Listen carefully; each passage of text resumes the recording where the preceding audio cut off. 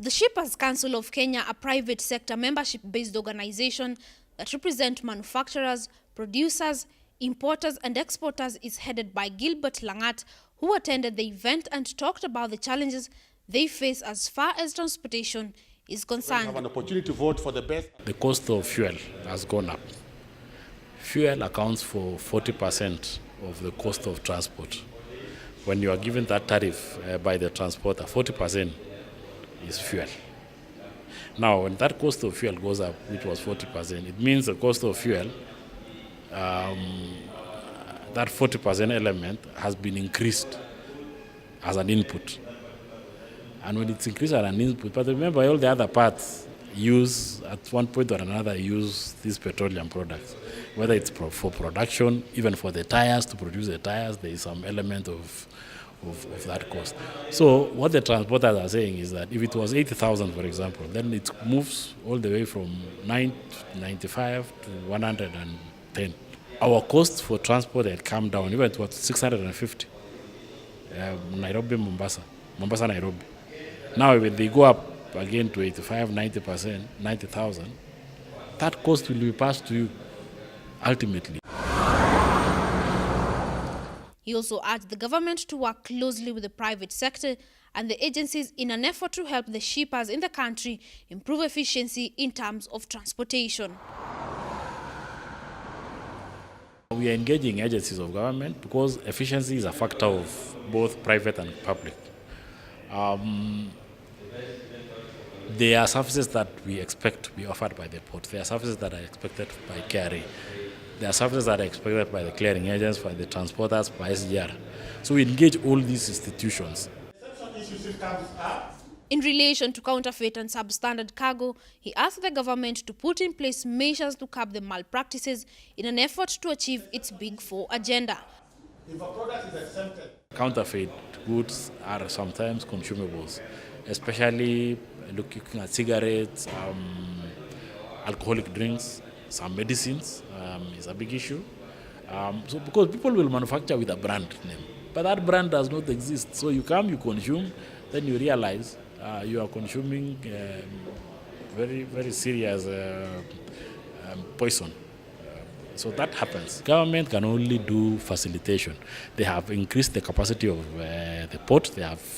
Our roads are better. We have high-speed way in motion in our roads. We have SDR. We have ICD. Why are we not getting the services? So we must work together, private sector and public sector, institutions. It's not necessarily government. Government has done the might they could in terms of investment. Now, it is for us as private sector and the public sector institutions, KPA, KRA and the others, to utilize this infrastructure that has been put in to be able to give us value.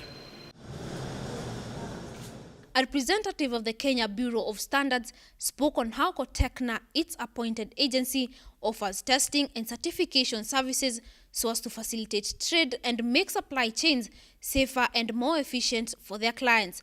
This is in an effort to improve the pre-shipment program.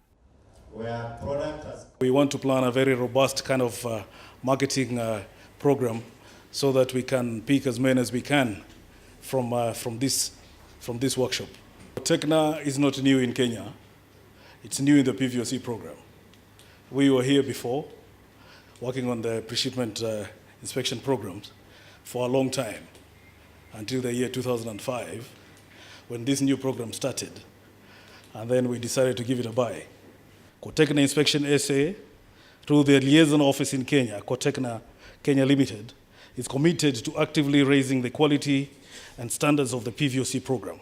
And it's a bit time that we once again come back to Kenya and make our presence felt by quality delivery on the program.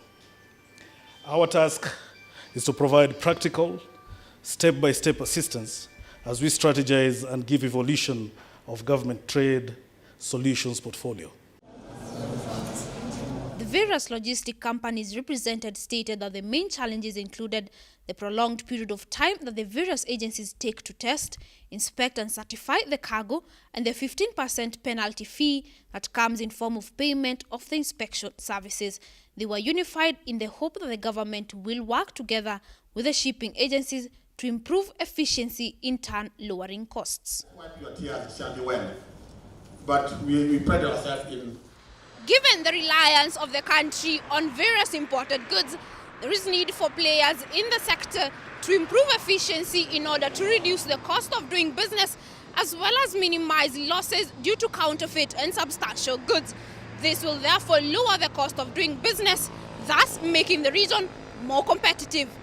For BrandPlus TV Business News, I am Daisy Wambua.